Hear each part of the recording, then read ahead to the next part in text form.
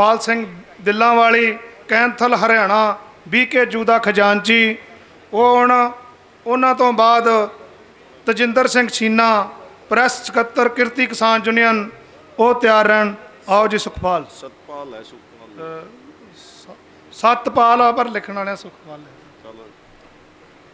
बहुत ही सम्मानित मेरे किसान आगू, किसान बुजुर्गों, नौजवान साथियों, मेरी मातृशक्ति, 9वां महीना शुरू हो चुका है। इस आंदोलन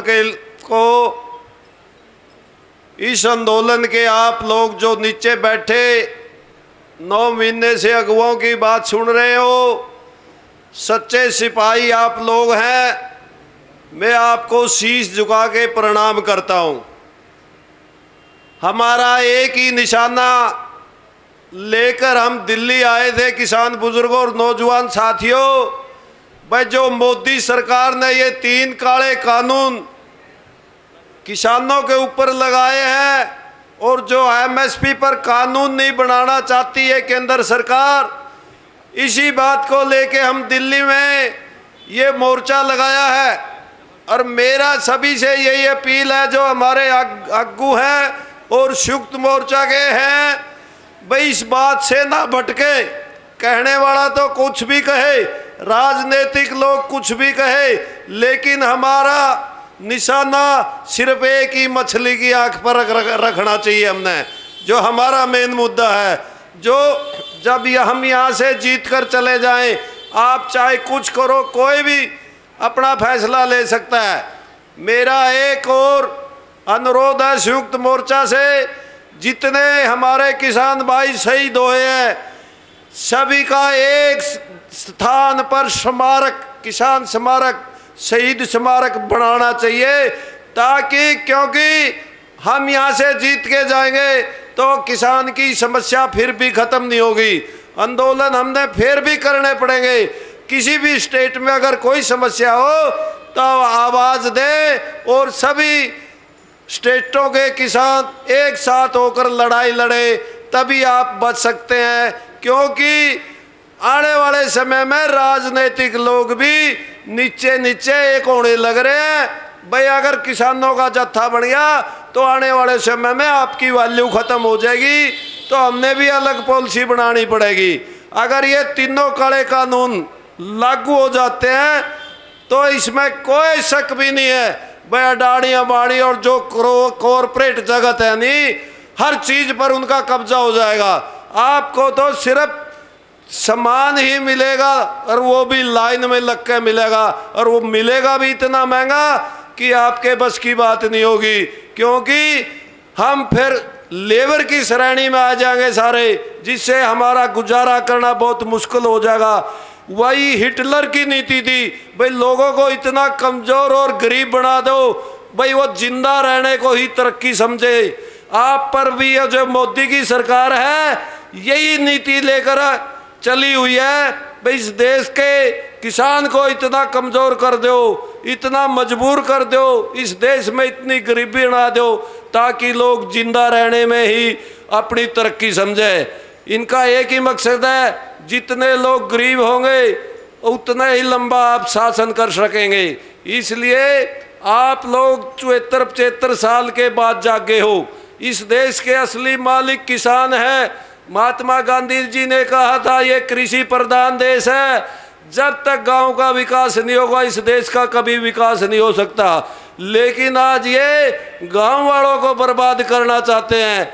ये कॉरपोरेट जगत को आज़ाद करके देश के ऊपर कब्जा करवाना चाहते हैं, ताकि कॉरपोरेट जगत के गुलाम हो जनता और आप आराम से राजनीति करे जाना। हमारे पूर्व प्रधानमंत्री हुए हैं चौधरी चरण सिंह जी, उन्होंने भी एक ही बात कही थी कि देश की तरक्की का रास्ता किसान के खेत और खलिहान से होकर जाता है। अगर ये खेत और खलिहान खत्म हो गए, क्योंकि किसान, हिंदुस्तान का नाम किसान के साथ है, अगर किसान ही खत्म हो गया तो हिंदुस्तान का भी अस्तित्व खत्म हो जाएगा। है मोदी जी, किसान है तो हिंदुस्तान है। आज देश का किसान जाग चुका है और आपकी पॉलिसी समझ चुका है। अब मेरा आप लोगों से ये अनुरोध है, अब दोबारा आपने सोना नहीं, क्योंकि देश के असली मालिक हो आप हो। आपके दिमाग में ये बात कभी नहीं आई। हमारी सोच वही रही गुलामी वाली, क्योंकि हम पहले मुगलों के गुलाम रहे, फिर अंग्रेजों के, लेकिन आज़ाद होने के बाद भी हमारे दिमाग में वही बात बैठी रही। तो अब आप जाग चुके हो, अपना हक लेने जान चुके हो, तो मेरा तो ये अनुरोध है, आपको जागते रहना होगा और पहरा अपनी खुद सुरक्षा करनी पड़ेगी। सरकार के भरोसे कभी ना रही हो किसान साथियों।